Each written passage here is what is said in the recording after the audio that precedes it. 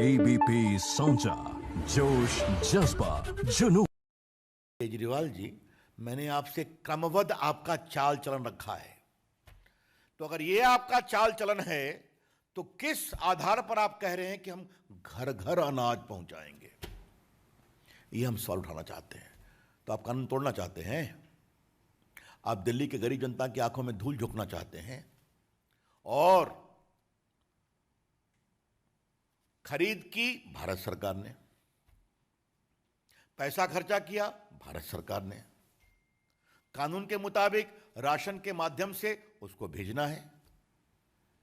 तो केजरीवाल जी, अगर आपको इतनी ही रुचि है तो आप अपना एक अलग स्कीम बनाकर आइए भारत सरकार के पास।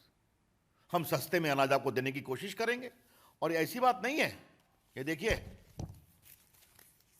भारत सरकार की ओर से उनको 3 साल में इतनी चिट्ठियां लिखी गई हैं। ये सब मैं सिर्फ दिखा रहा हूं, आपको विस्तार से बता नहीं रहा हूं। तो अपना स्कीम आप दे दीजिए कि भाई हम प्रधानमंत्री ग्रामीण अन्न योजना के अंतर्गत जो अनाज आता है उसको हम नहीं छुएंगे। अलग से हमारा हृदय बहुत बड़ा है, हम खर्चा करेंगे उसके लिए, हमारी ये योजना है, आप ओके कर दीजिए। देश के लोगों की बात नहीं करते, बस अरविंद केजरीवाल जी को गाली गुफ्तार करने के लिए केंद्र सरकार के मंत्री जी, केंद्र सरकार के लोग, भारतीय जनता पार्टी के लोग मीडिया में आते हैं। एक ही काम रह गया उन लोगों के पास में कि बस सुबह से शाम तक केवल और केवल राजनीतिक विरोधी जो पार्टियां हैं उनको गाली गुफ्तार करते रहो, उनकी सरकार को। सुबह से शाम तक किसी दिन आएंगे तो वेस्ट बंगाल की सरकार को गाली देने लगेंगे, किसी दिन केंद्र सरकार के कोई मंत्री आएंगे तो झारखंड की सरकार को गाली देने लगेंगे, किसी दिन केंद्र सरकार के कोई मंत्री आएंगे तो महाराष्ट्र की सरकार को गाली देने लगेंगे। आजकल केंद्र सरकार के पास में राज्य सरकारों को गाली गुफ्तार करने के अलावा कोई काम नहीं बचा है क्या? कभी कहेंगे कि साहब ऑक्सीजन की सप्लाई नहीं हुई। अरे ऑक्सीजन का पूरा मैसअप किसने किया? केंद्र सरकार ने ऑक्सीजन का मैसअप किया। आप ठीक कर लेते समय रहते।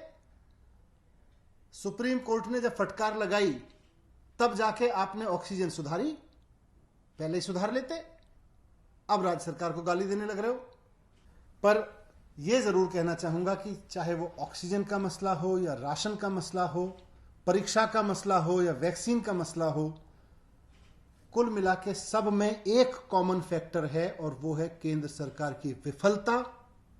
केंद्र सरकार पूरी तरह से विफल रही, उसके बाद में फिर आके सुप्रीम कोर्ट को कहना पड़ा, फिर आपने वो काम किए।